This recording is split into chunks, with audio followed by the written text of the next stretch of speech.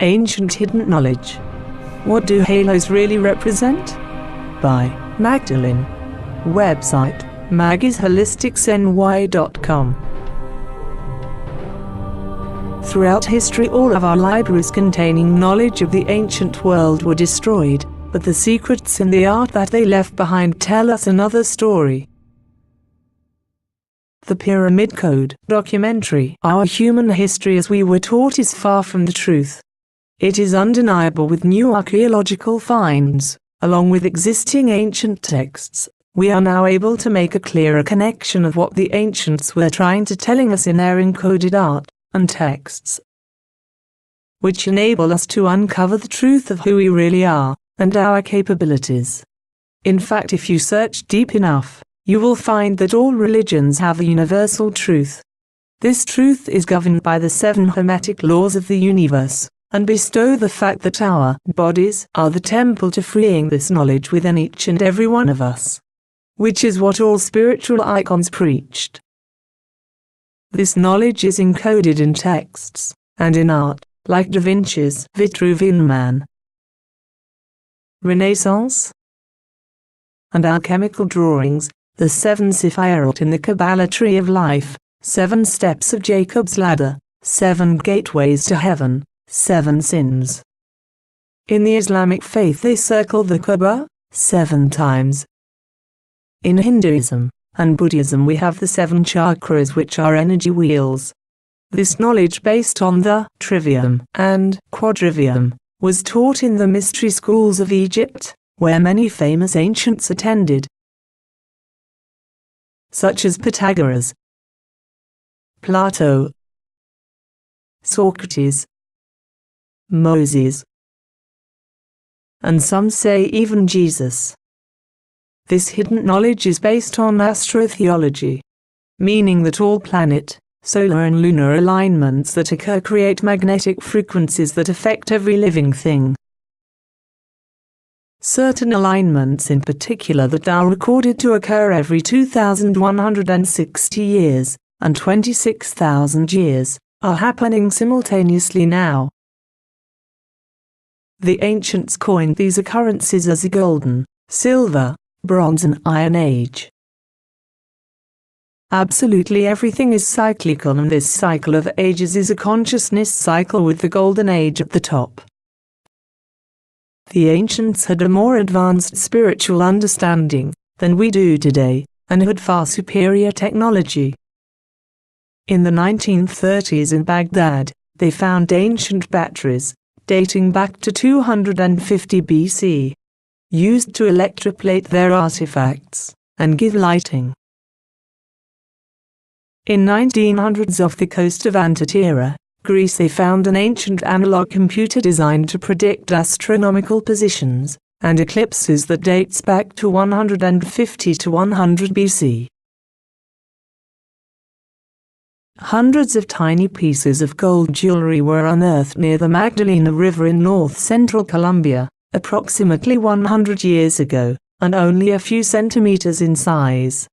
Approximately a dozen of these pieces have been said to resemble modern airplanes, yet they are believed to be from the Tolima culture, crafted between 500 and 800 BCE. Ancient Vimanas, which were sophisticated flying aircrafts that were drawn in detail in the 400 BCE. Mahabharata. In 1848, archaeological finds in Egypt of yet more sophisticated aircraft hieroglyphs that were revealed through weathering of existing overlay on top of even older hieroglyphs underneath. We have also found that the Egyptian pyramids and Stonehenge are celestial clocks.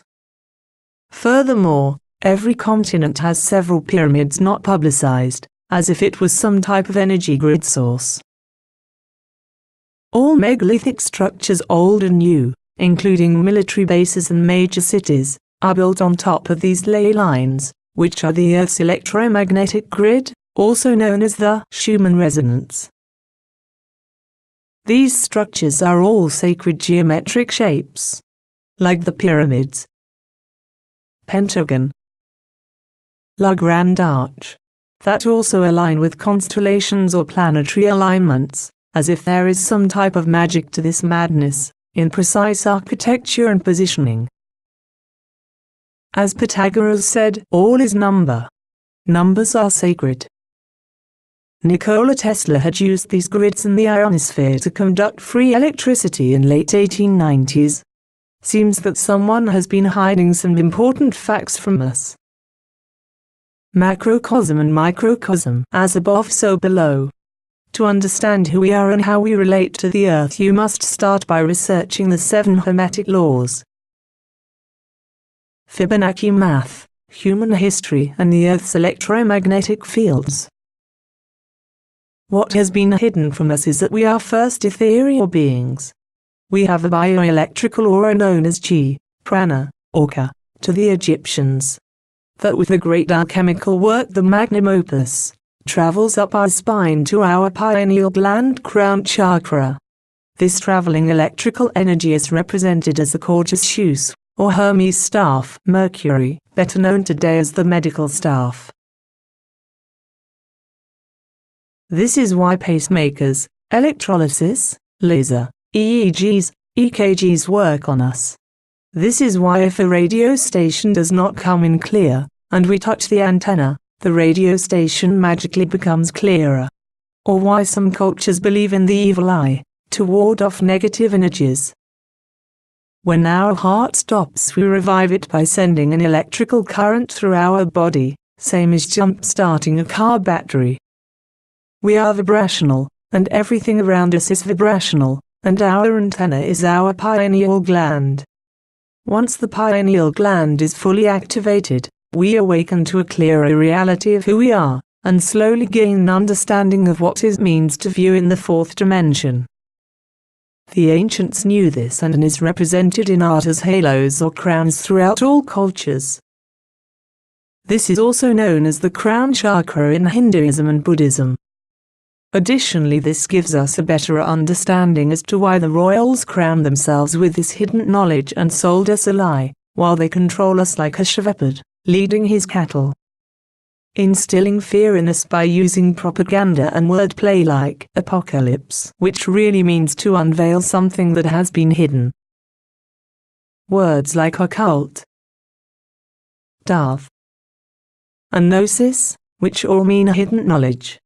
It is all a form of wordplay. If you do not know the true meaning of the word, it's hard to understand the true hidden meanings. Ancient hidden knowledge, gnosis or darth. The pine cone staff of Osiris is surrounded by the 2 serpents of the Kundalini, biochemical human electrical energy, is also known as chi, and prana. The staff represents the spine, and the pine cone represents the pineal gland.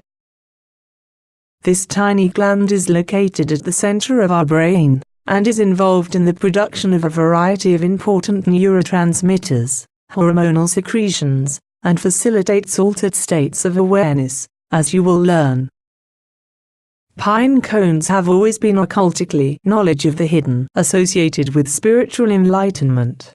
Whether we look at ancient Sumerian, Babylonian, Judaism, Egyptian, Hinduism, Chinese, Gago, or Roman symbolism, the pine cone and serpents have represented the mysterious link between the physical and the spiritual worlds, which can be found in the human brain. Something that all of our greatest spiritual teachers throughout history taught, but as time, religious dogmas and political powers controlled our world, we lost touch with this inner knowledge. Alchemists referred to this as alchemy of the human body from lead to its awakened state, hence the golden halos depicted on all our enlightened figures of worship. Coined by the Greeks as the Golden Age, a state of higher consciousness. The pineal gland, also known as the third eye, is represented by the pine cone in occult symbolism. This knowledge was taught in Egyptian mystery schools, which will open the doors to spiritual perception. Once the 7 chakras are properly activated, the spirit body known as Ka to the Egyptians, stating that we are first souls having a human experience in a human body. The cross is a pagan symbol, and predates Christ, Greek word for gold, and can be traced back to the Sumerian civilization, which predates Egyptian and ancient Greek civilization by 6,000 years. If you research this cross, it is the galactic cross together with the Earth cross. When these two cross alignments occur in our galaxy, electromagnetic frequencies are emitted, magic happens to our emotions, and junk DNA gets activated. Just knowing the fact that women follow the lunar cycle in regards to menstruation, and that studies have shown that people are more aggressive or emotional during full moons, gives us an understanding of how these frequencies affect us. You can find this cross representation in pagan, Nazi and Knights Templar symbolism, also known as the Cross of St. George.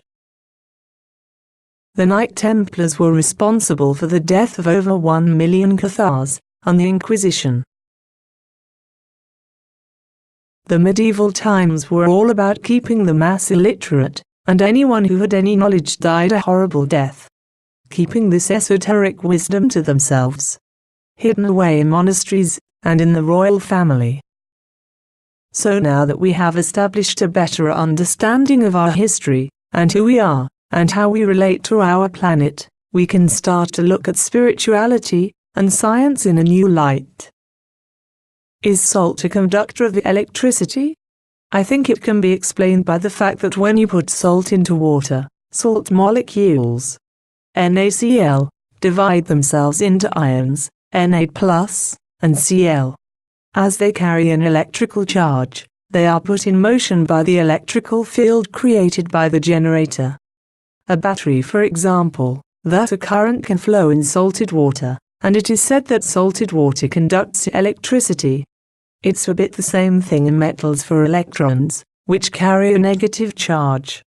The more salt you put into the water, the better it conducts electricity. Pure water is actually a poor conductor, because the only ions it has are the residual H+ and OH that form in neutral water, and are the reason we say water has a pH of 7. We are 80% water, so the right amount of iodine increases our bioelectricity, which in my opinion explains why the ancient Egyptians would walk around holding a copper rod in right hand and zinc in the left. This would raise the natural bioelectricity that was enhanced when around ley lines, which the pyramids of Giza are on. Takemoto's science experiments on water.